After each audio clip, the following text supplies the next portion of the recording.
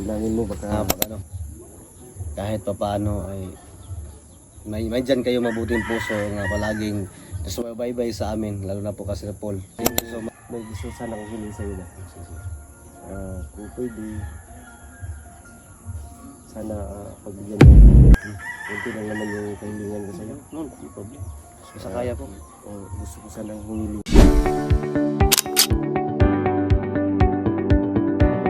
Bye!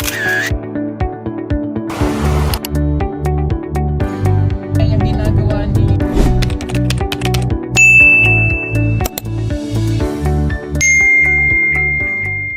Yan, isang magandang araw po mga ka-people, mga kababayan, mga kapugong biyahero. So ayan, bukas po ang alis namin papuntang Mindoro. So magbabarko po kami. So dalawang araw po yung aming layag papuntang Manila. Tapos babiyahe kami papuntang Mindoro. Ay ano pala, galing Manila babiyahe kami papuntang Batangas. So sa pagkakalam ko po, doon po kami sasakay papuntang Mindoro. Bukas na po yung alis namin na umaga. So ngayon po mga kababayan, araw ng linggo, gusto ko lang bisitahin yung bahay sa kaibigan natin na si Unil. So gusto kong bisitahin kasi matagal-tagal kami hindi makabalik, matagal-tagal po tayo hindi makabisita. So ngayon i-update natin kung ano yung itsura ng kanyang bahay para ma-share po natin sa inyo kasi may mga nakaraan, may mga sponsors. So tignan natin kung ano yung nabili ni Unil, ano yung nagawa niya sa kanyang bahay para ma-update po natin. So thank you nga pala sa mga lahat ng sponsors. Kaya samahan niyo po ako ngayon. Puntahan natin si Unil. Tara, let's go. At ayan yung service natin, ka-body natin. So tara na po, let's go. So ayan po, nandito na po tayo mga kababayan. Ayan, tayo lang po mag-isa ngayon. Sila ka po kasi nagpe-prepare na po para sa aming lakad bukas. Kanina nakita kami ni Istong, pumunta siya ng bahay kasi meron tayo ngayon naabot sa kanya. So kita-kita kami bukas ng umaga kasi magang-maga yung alis namin at kaming lahat ng PB team. So ay medyo malayo rin dito po mga kababayan. So ayan na, ito na yung update sa bahay ni Unilo. Kikita natin. So ayan na po, inuna niya yung piling ng hollow blocks. Ayan na po yung itsura ng kanyang bahay. So natambakan na, nung nakaraan malalim to. Ayan, hanggang dyan lang yung piling nung nakaraan. Ngayon ito na yung itsura. Nakatambak na. Ayan, maraming hollow blocks dito. So kulang dito bubong at saka para piling kulang.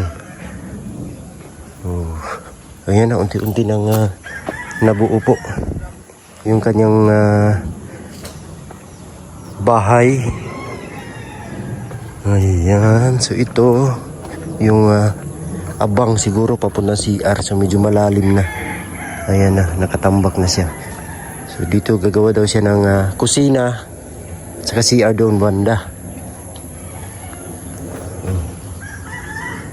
Bilis unti-unti nang kita natin yung buong bahay. Ayan, so next month nito. Ayan si sister, ang sexy mo sis. Ngayong hapon nakatulog daw siya. Marga po, naganto sa tumang kagwapo. Ay, kagwapa di ay.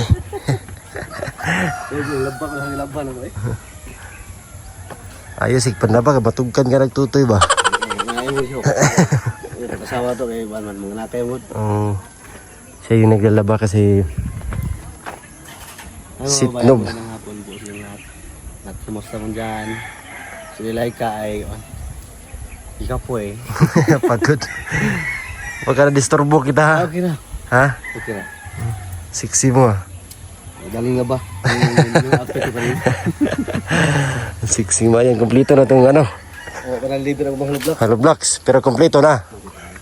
Napay 100 ko. 300.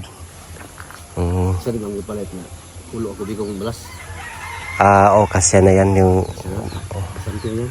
Yung hollow blocks, kasya na rin. Tama. Kasya na, mabuo na to. Kaya ito, Oh. pailan to lahat itong dream house po. Dream house mo, ano na mabuo na talaga lahat. Yan, meron siyang 1, 2, 3, 4, 5 bintana. Tapos isang uning dyan. Okay, ang bilis na tambakan ah. Kaya ito, kamay lang ito pulang. Ang gusto nyo. Kunti na no. So next time, bubong. Bubong. Yun yung kulang. So nandito ako ngayon kasi alis kami bukas. Tagal-tagal kami hindi makabalik. Kaya nais kong pumunta rito para ma-update natin yung bahay mo. Ayan yung ano dito. Unti-unti na talagang ang simento. 40 sacks. Kasya naman kasya na. So yung kulang na lang nito is yung paggawa at saka yung mga bintana, bubong, pintuan. Yung kulang, tapos yun sa CR. Ayan, okay. Hindi mo pa nilagyan ng trusses sa taas? Una ko mo itong mga tiling. Tapos na lima ko sa taas. Unahan mo yung piling. Tapos sa tiling. Taas naman. Taas naman. Yung posin agang ang dito ko para pag una po sa taas, dito ang tambak mo para yung magbaka umulan. Oo, makumpak siya no. Magumpak ba? Makompress, kumbaga. Para lalong titibay. So, yung tambak naman sakto na no, hindi kulang. Kasi anuhan pa man yung lagyan ng level. Maliit lang kulang ito. Ano? Maliit lang. Konti na lang no. Kunti lang po. Konti lang. Yung CR dyan banda sa likod. Sa likuran po. Ay, pagkatapos ito, sa labas naman tayo. Ang labas naman. Siya, Ilan kayo gumawa nito? Ilan? Gumawa nito, ilan kayo? kulang. Bukas ako lang yung isa, kaya wala naman pa ano. Dandahan na good, dandahan na. Ikaw na lang mag-isa bukas. Grabe naman. Hirap naman nun. Pag wala kang katulong dito. Dandahan ka. So ikaw magmasa, ikaw pa rin yung Ano? Sumahan. trabaho. Bukas, ano gagawin mo bukas? Tiling. Filing. Gusto ko sanang tumulong kaso busy rin ang busy. Busy din. Kasi mahiya man talaga. Mahiya ako sa mga samahan ko nito na tumutulong walang bayad. Kasi nagkahapon. Bayad. Ako lagi, pinundan ko na ako. Bigyan ko ka naman ng sobra. Ang mga binabil na natira na sa pinabinigyan mo sa akin. Bigyan ko sila. Hilawa ako sila kanya kaya kasi mayroon sila sa sarili pamilya niya. Walang pira. Anong ginawa pala nila kapon? Hakot ng Hakot ang buhangin. hindi pa natapos. Hindi pa tapos. Hindi pa tapos.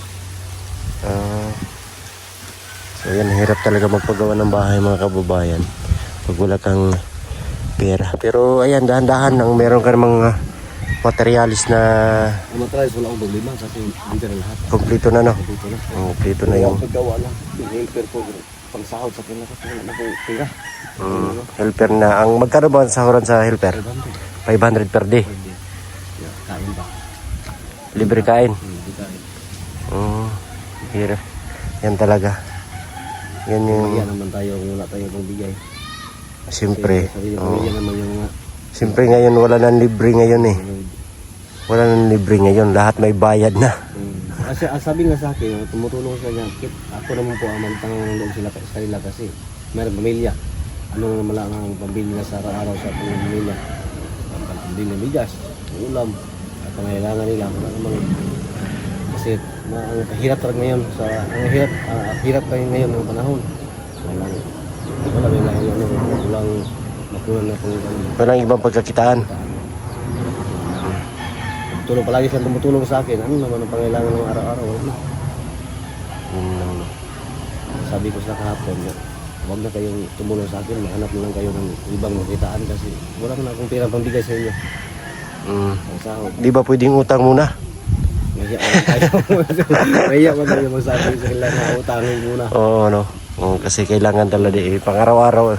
Kailangan talaga. Sabi sa akin nga, kailangan ng pira. Pero alam naman natin nga. Alam ko na, nakita ko sa kanila na walang-wala din, katulad ko. Palagi na tutulong sa akin, wala na. Kawawa naman yung mga anak nila. Kawawa din. Sabi ko sila kahapon na maghanap kayo na magkitaan nyo para makapira na kayo.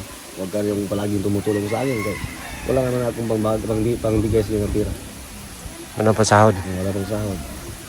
Kung mayroon kayong kung gusto nyo tumulong sa akin, kung mayroong bakante nga araw nga, makatulong kayo sa akin. Kung palagi lang kayong tumutulong, huwag lang kasi kawawa naman yung mga anak nyo. Wala na kayong pangbigay. Ayun na, may mga estudyante no, lalo na pag may mga estudyante. Kailangan. Kaya ka sa akin yun.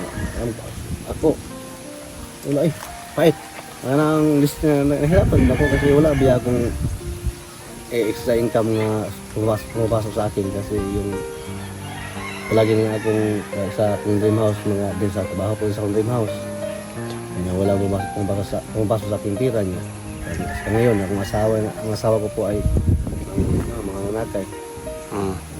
Naisip ko nga, manghanap na ako ng trabaho para po makapira pa ako kasi wala nang pira, wala na akong naipon. Pero kayong pangarap ng dream house nga matupad ngayon, galing po sa tulong ninyo, ay unti-unting nabubuo. Sinikap po pero mahirap talaga. Kasi wala man, kagaya ngayon, baka bukas o ilang mga anak yung asawa ko, wala ko sila. Paano? Mahirap. Kasi hindi naman pwede yung binigay nyo sa akin nga para sa dream house ko ay gastusin ko para sa sarili ko. Mahirap na. Gusto ko ay yung binigay nyo sa akin tulong para din sa bahay ko. Ang gastusin ko para sa pamilya ko, yung sinisikap ko pong tira. Mahirap din. So salamat din sa inyong mabuting loob na binigyan niyo ako para po sa dream house ko. Thank you so much sa mga sponsor ko po na nagbigay sa akin. Kahit hindi ko nabanggit yung mga pangalan ko sa vlog ko po, pero alam niyo po nga kayo ang nagbigay sa akin. Maraming salamat din sa inyo. Thank you po. So, malay natin, meron pang mga makikita ng mga i-upload natin na video. So makikita yung kahirapan na dinanas mo ba. So, may mga magandang loob, malaki yung puso na handang tumulong, handang magbigay pinansyal. So ipag-pray po natin mga kababayan. Pero feeling ko lang po sa mga sumusuporta, sa mga charity viewers, sa inyong lahat mga kababayan na suportahan po natin si Unil. So minsan ko lang po itong sasabihin, no? As part sa activity.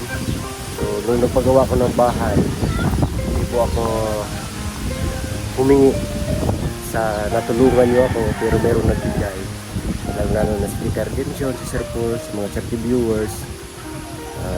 Ayan, nagbigay sila. Kahit wala akong humingi sa kanila, hindi ako kumbaga, sinarili ko lahat.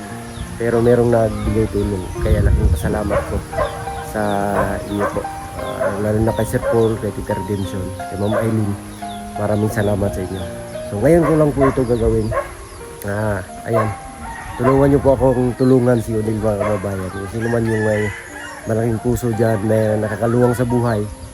So suportahan po natin hanggang matapos yung bahay ni Unil. So i-message lang po ako or pwede kayong mag-direct sa kanya. Ilagay lang po natin yung Facebook page, Messenger ko po, ilagay ko po. Pwede kayong mag-contact sa akin. Sa aking Facebook page, pwede po kayong mag-message, no? Sa TV Team Peter Paul. Ayan, sa screen nyo po nakikita. Pwede po kayong mag-message dyan.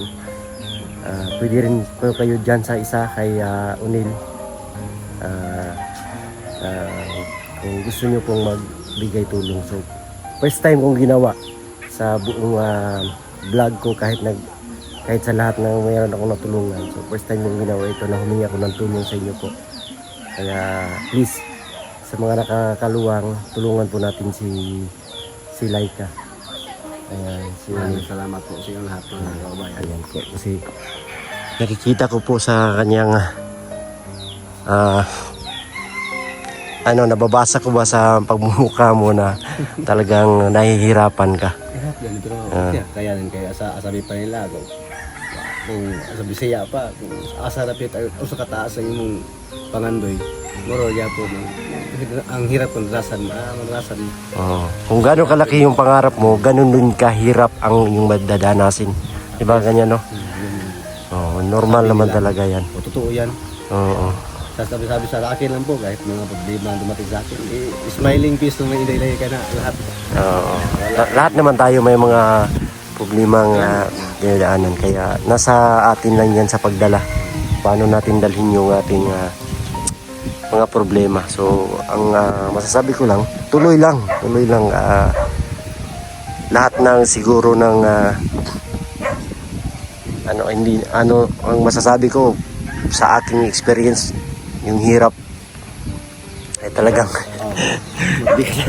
yung hirap lang talaga ay damang-dama ko na po nung kabataan pa, pero hanggang ngayon lumalaban pa rin. Ayan, nandito pa rin ako nakatayo. Kahit problema sa basta hindi ko na isabihin yung problema lang, pero ayan, nandito pa rin tayo, nakatindig sa inyong harapan, tuloy na lumalaban. At syempre tutulong tayo sa iba pag meron tayong tawag ito, kasi yan yung advocacy ng Pugong Biyahero Team Charity, tutulong tayo sa mga nangangailangan pa, kasi lahat po ng kadalasan sa atin po ay nangangailangan ng tulong. So tulungan natin yung mga karapat dapat na mabigyan ng tulong, makadanas man lang ng kaginhawaan sa buhay ba. Kaya sa mga swerte po na mga natulungan o yung mga nag-aaral scholar ng Pugong Biyahero Team o ng Pugong Biyahero, patuloy po kayong magsikap. Huwag niyong sayangin yung pagkakataon na binigay sa inyo. Mag-aral po kayong mabuti para pagdating ng panahon ay may kayo na din yung tutulong sa nangangailangan lalo sa inyong pamilya. Sinadya ko talagang pupunta dito mga kababayan, kasi matagal-tagal akong hindi makabalik dito, kasi pupunta kami ng Mindoro. Ayun nga, first time kong ginawa na humingi ng tulong sa inyo po mga kababayan, na tulungan po natin si Unil. Kahit kunti lang, malaking tulong na po yan sa kanya. Napaka-bless po ng mga taong mapagbigay. Alam niyo po yan. Si God na po bahala ang magbigay balik ba ng mga blessings na pinagkaloob niyo po. Kaya sa mga unang nagpahatid ng tulong, gusto kong pasalamatan sa inyo. Maraming salamat talaga. Gusto kong pasalamatan po ang mga unang nagbigay tulong po. Sila Ma'am Marilyn Maring, si Ma'am Teresita Jorgensen, si Ma'am Bernie It's ng Germany, Sir and Mrs. Melanie Lanugon ng Australia, si Sir Steven, si Ma'am Mayra Villarujo, si Ma'am Grace Mascardo Mirapuentes, at si Ma'am Joy Hidnila. Tugno pa Signila. Tugno pa Signila. Sila po yung mga naunang nagbigay tulong. Kaya naging ganito yung bahay ni Laika. Kaya maraming salamat po sa inyo. Yung mga materyales nabili na niya. So ang kulang niya is yung mga gastos sa araw-araw sa Panday. Although siya na yung gumawa, pero kailangan talaga na meron siyang katuwang sa paggawa dito sa kanyang bahay. Kasi hindi po to basta matapos agad pag wala siyang katulong paggawa dito. Mahirap po pag siya lang yung mag-isa. So gusto kong pasalamatan po ngayon na nagbigay ng tulong po si Ma'am Eileen at saka si Ma'am Flora Nivens. Si Ma'am Eileen po ng Spain, nagbigay po siya ng 5,000, at saka si Ma'am Flora Nivens po nagbigay ng 5,841. So ginawa na natin 6,000 kasi may utang ako kay Unil. So ngayon yung sadya ko kaya pumunta ako dito kasi pag pumunta, makaalis na po ako, hindi ako makapunta rito. So hindi natin mabigay yung total of 11,000. 1, 2, 3, 4, 5, 6, 7, 8, 9, 10, 11,000. So thank you so much po sa inyong binigay na tulong. Kahit paunti-unti, malaking tulong po ito para sa patuloy na paggawa sa bahay ni Unil. Bilangin mo baka nabawasan ko ba? 11,000. Galing yan kay Ma'am Aileen ng Spain at saka kay Ma'am Flora Nevins. Thank you so much talaga. Maraming salamat po sa inyo ma'am sa inyong pagbigay sa akin ng tulong. Ito po ay malaking tulong na sa akin to para pang libor ko po. Pang sahod ko po sa helper ko po. Kasi bukas wala na akong helper. Ako lang isa.